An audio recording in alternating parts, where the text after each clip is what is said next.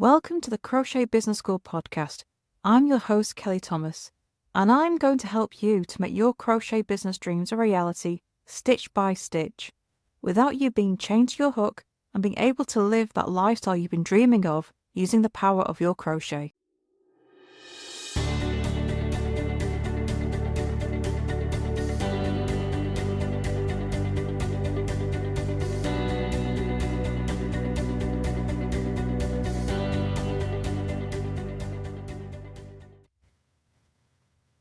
Let's talk about collaboration in your crochet business.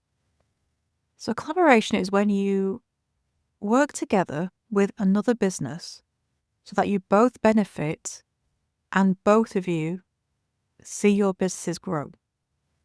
You see your audience grow, you see engagement increase, you see sales and profits rise.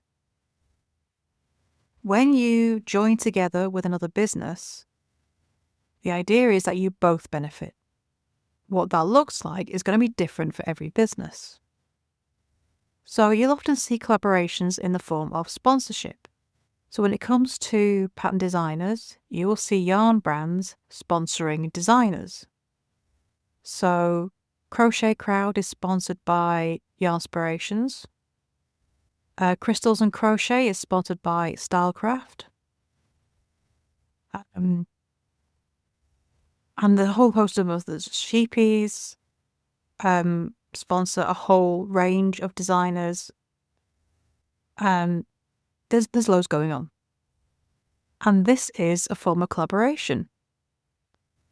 Both the designer and the yarn company get something out of this. The yarn company get to be able to show off patterns that have been made with their yarn. The designer gets the exposure from the yarn brand's followers. But there's all different kinds of collaboration. Sponsorship is just one of them. And collaboration can be just teaming up with another small business so that you can use both of your audiences to each other's advantage. So the only collaboration I have is with an independent yarn store here in the UK, and she makes the most wonderful yarn cakes. She spins them all together by hand, winds them all together by hand, I should say, and you get complete control over what colours you get in your cakes, which for me is fantastic because it means I can design my own cakes. Now, this isn't an affiliate sponsorship. I don't get paid to send her traffic. I do get a discount off the yarn, and she occasionally sends me freebies, not because she has to, but because she chooses to. And I tell my audience about her yarn. I put her links into my patterns, and it means we both benefit. We can both benefit from each other's audiences. I get a discount off the yarn, and I get to create these gorgeous patterns while supporting another small business, which for me is fantastic because independent yarn makers, they need support. It's getting harder and harder out there for anyone in a small business. So we both get something out of this. Is that the best collaborative deal I can find? No, I should be able to find one that will pay me. But this one suits me. I don't feel under pressure to constantly put out content for this other store. It's a very relaxed relationship, but it does go both ways. This kind of collaboration suits me. What would suit you is going to depend entirely on you and your crochet business. Collaboration can also look like teaming up for market events. So on Facebook, these are quite popular. A group of small businesses team up and everyone advertises the event, so you get the combined effect of everyone's audiences. So you can get a dozen or more different small businesses teaming up to these events, everyone has to submit, say, 5 items that they are going to promote and sell at this event. They may be expected to put on a small discount to make it more appealing. But the idea is that every one of those businesses advertises the event. So everyone gets to benefit from each other's audiences. And it can really have quite successful sales now doing that. I have taken part in these before in the past, and they were really good for getting extra sales. They are a lot of work because often these events have a theme. A theme just helps market it better, and then everyone knows what to expect. So it's not just a random sale. I mean, it can have themes around Christmas, fairies, rainbows, black and white.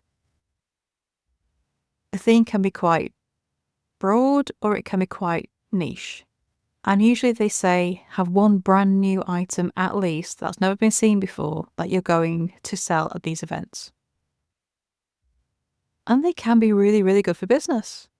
They can also increase your following because new people have discovered you and want to find out more about your crochet in the future. And they can be profitable as well. You do have to put in the work. The more you advertise it, the more you'll get out of it. And you'll get invited to more events or accepted to more events the more successful you are. And these are basically like online craft fairs. That's the general premise behind it. But they are very popular and they can be fantastic for sales. So there's all kinds of different collaborations that you can enter into to essentially borrow someone else's audience to grow your own. And what suits you is going to be different to everyone else. So borrowing someone else's audience is part of that collaboration. If you're teaming up with another business, you are essentially getting in front of their audience in order to grow your own. So when you're choosing other businesses to team up with, it's got to be someone that aligns with your crochet but doesn't compete. That's why yarn brands and designers team up so well. Because the yarn company needs to show what kind of patterns can be created with their yarn, and designers need yarn to make their patterns, which they then can show and tell their audience where that yarn comes from. It's the perfect team up. But what would look good for you? Well, if you're selling kids' hair bows or accessories, can you team up with another kids' brand? Maybe one that does kids' bags, kids' clothing, events for kids. There's different directions you can go, and it just depends on if you have similar audiences. Because there's no point teaming up with someone who has an audience who has zero interest in what you have to offer. So if you are selling nursery decor, there's no point in teaming up with a brand that is geared for teenagers or young teenagers. Those don't go. So it's got to be something that fits well. It's got to be something that makes sense and that you can both benefit from. And what that benefit is going to be up to you. Is there going to be an exchange of money? Is one brand going to pay the other? That is going to depend on how big each other audiences are. If there is a big difference, say the business you want to team up with has a far bigger audience, then they may well charge you for the advertisement. The bigger your audience is, the better chance and the better deal you'll get as part of this team up, sponsorship, collaboration, whatever it's looking like. But not all collaborations need to have money involved. These market events I was talking about, these online craft fairs, they generally don't have money involved at all. It's all about mutual benefits from growing an audience and getting sales from each other's audience. So there's no cash involved. Sometimes there might be a buy-in if the organizer wants to put out some ads to promote the event wider. But often you just need to give your time and some posts to advertise the event. Collaborations can be very, very successful if both parties keep their end of the bargain. These team-ups, these getting-togethers, they can last for years. A successful partnership benefits both, and you'll both want to stay in the deal.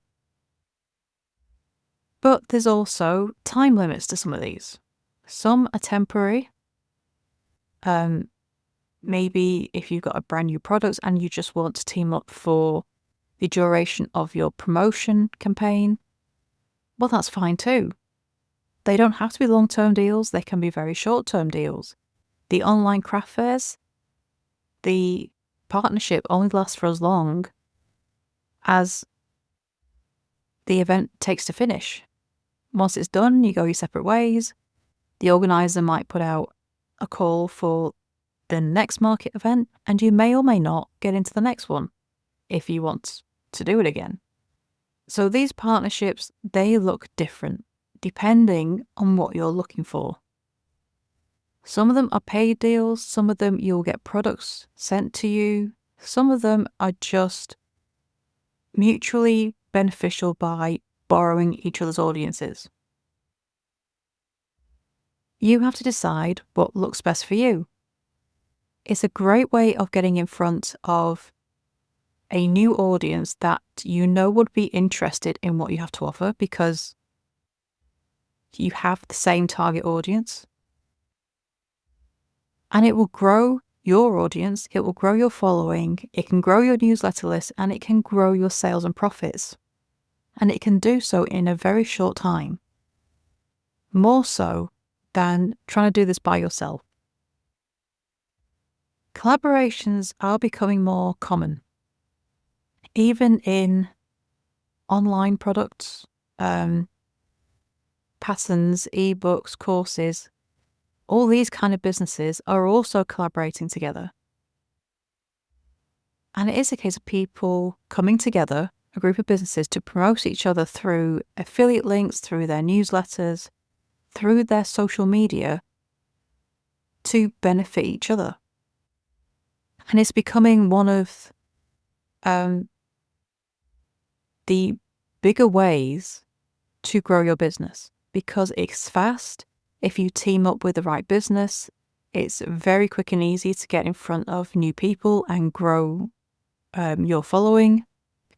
And it just gets around all the issues with the social media algorithms and then making it harder to get seen organically without having to pay for ads, without boosting posts.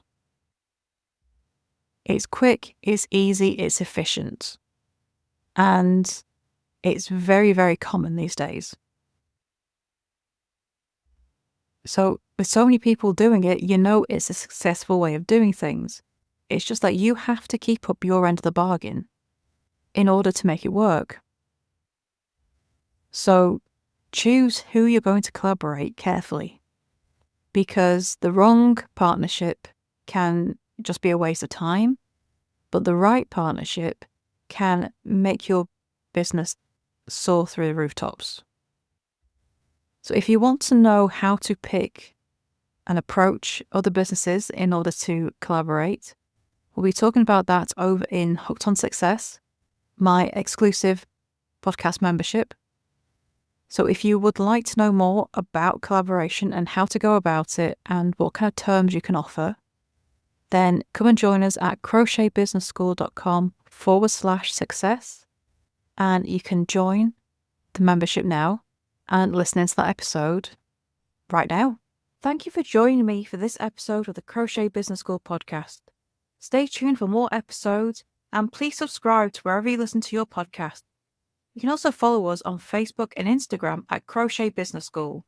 Subscribe to the channels because I would love to hear from you and what you're up to in your own crochet business. If you have any questions about creating and growing your own crochet business, please send them my way and I'll answer them in future episodes. So thank you for joining me and I shall see you in the next episode. Bye for now.